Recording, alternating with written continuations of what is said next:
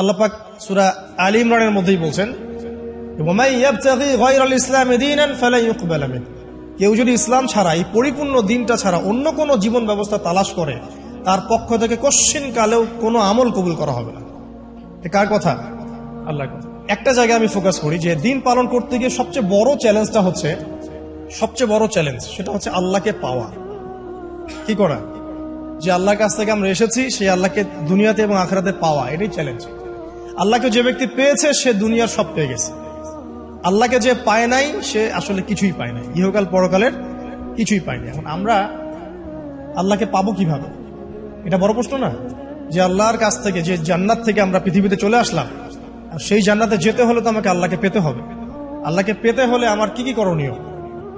খুব শর্ট করে আমি কয়েকটা পয়েন্টস আপনাদেরকে শেয়ার করছি। 1 নাম্বার, আল্লাহকে পেতে হলে অবশ্যই তার নবী মুহাম্মদ সাল্লাল্লাহু আলাইহি ওয়াসাল্লামকে অনুসরণ করতে হবে। এছাড়া আল্লাহকে পাওয়ার দ্বিতীয় কোনো পথ নাই। আল্লাহকে পেতে হলে অবশ্যই তার নবী মুহাম্মদ সাল্লাল্লাহু আলাইহি ওয়াসাল্লামের আদর্শগুলো জীবনের প্রতিটা ক্ষেত্রে বাস্তবায়ন করতে হবে। চলাফেরা, ওঠা বসা, খাওয়া দাওয়া, ইস্তেঞ্জা করা, মুআমালাত, ব্যবসা বাণিজ্য, অর্থনীতি, সমাজ, রাষ্ট্র, সব ক্ষেত্রে আপনাকে মুহাম্মদ সাল্লাল্লাহু আলাইহি ওয়াসাল্লামের তরিকা, আদর্শটাকে ফলো করতে হবে। তাহলে আপনি আল্লাহকে পাবেন ইনশাআল্লাহ।